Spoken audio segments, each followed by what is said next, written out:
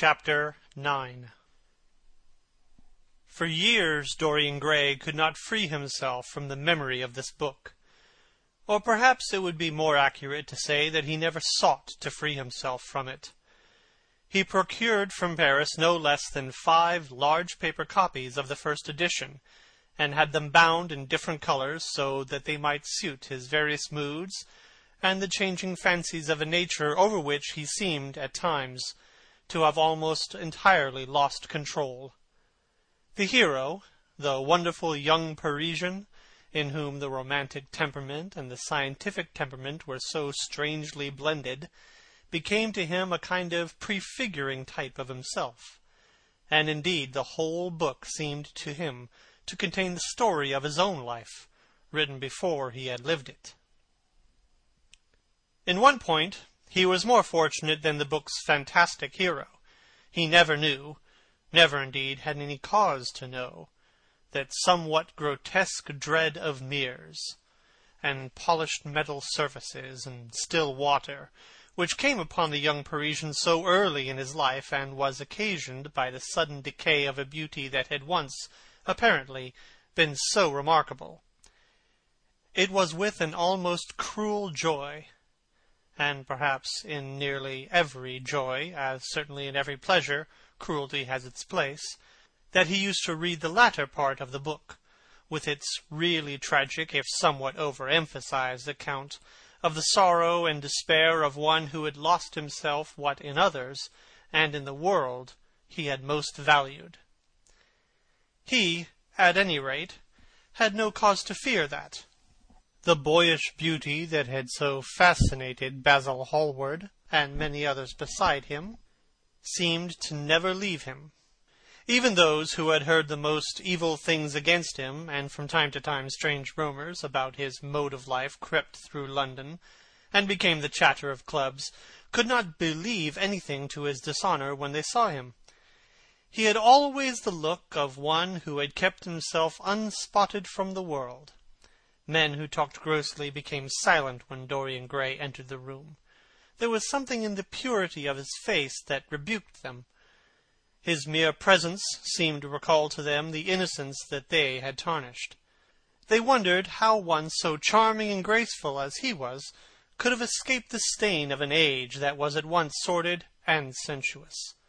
He himself, on returning home from one of those mysterious and prolonged absences that gave rise to such strange conjecture among those who were his friends, or thought that they were so, would creep upstairs to the locked room, open the door with the key that never left him, and stand, with a mirror, in front of the portrait that Basil Hallward had painted of him, looking now at the evil and aging face on the canvas, and now at the fair young face that laughed back at him from the polished glass.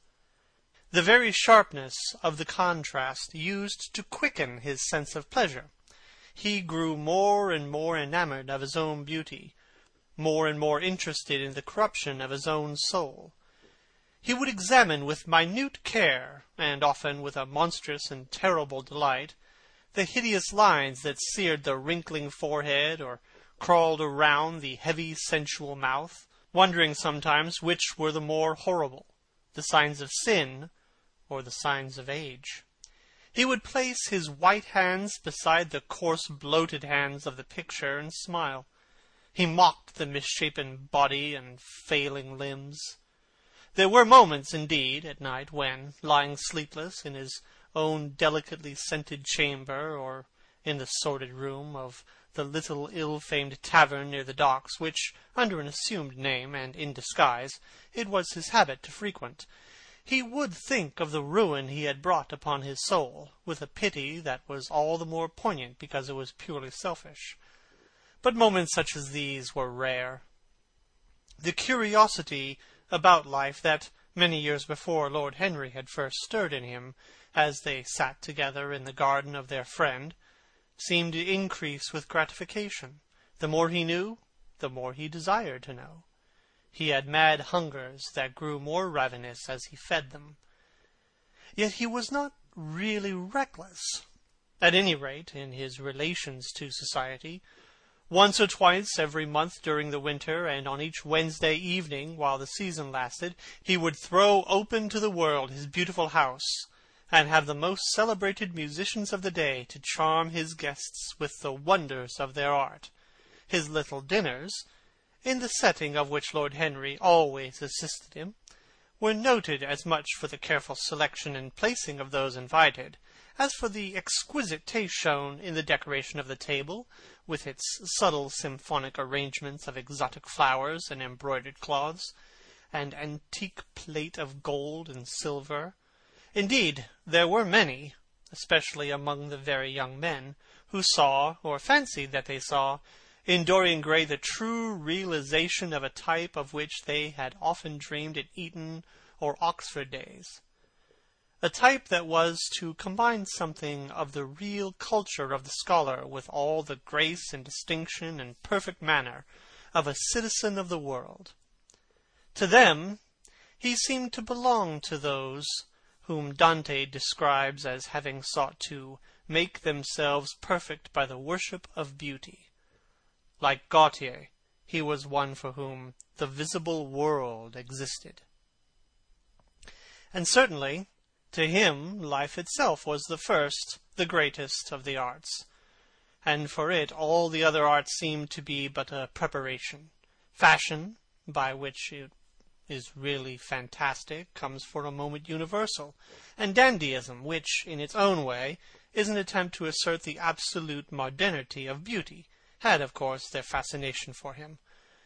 His mode of dressing, and the particular styles that he affected from time to time, had their marked influence on the young exquisites of the Mayfair balls and the Pall Mall Club windows, who copied him in everything that he did, and tried to reproduce the accidental charm of his graceful, though to him only half-serious, fopperies.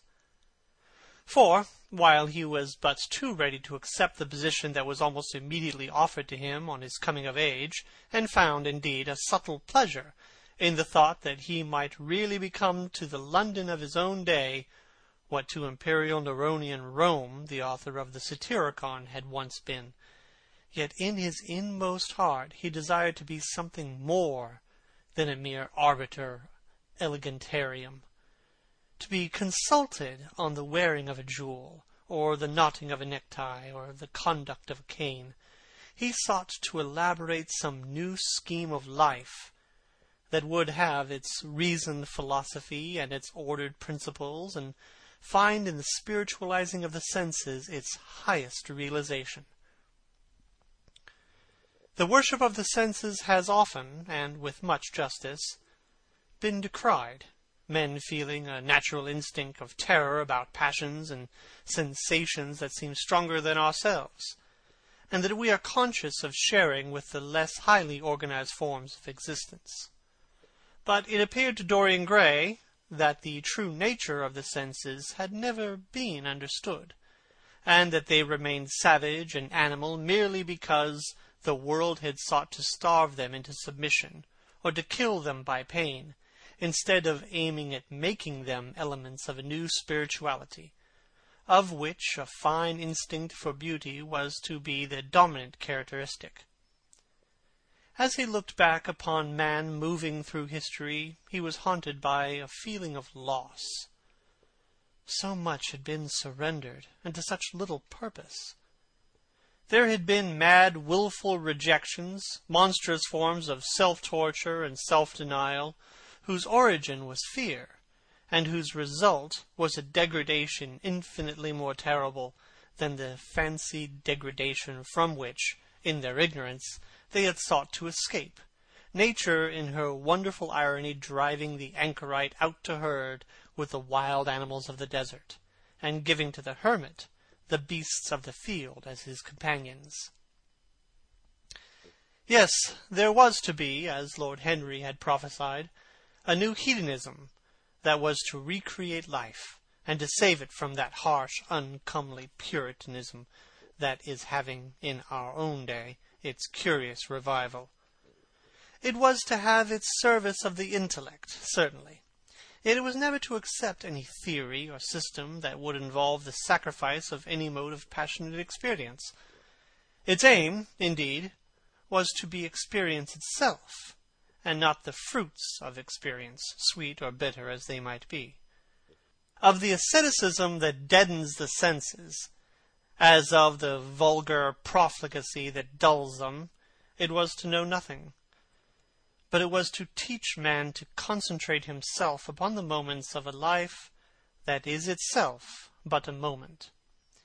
There are few of us who have not sometimes wakened before dawn, either after one of those dreamless nights that make one almost enamored of death, or one of those nights of horror and misshapen joy, when through the chambers of the brain sweep phantoms more terrible than reality itself, and instinct with that vivid life that lurks in our grotesques, and that lends to Gothic art its enduring vitality, this art being, one might fancy, especially the art of those whose minds have been troubled with the malady of reverie.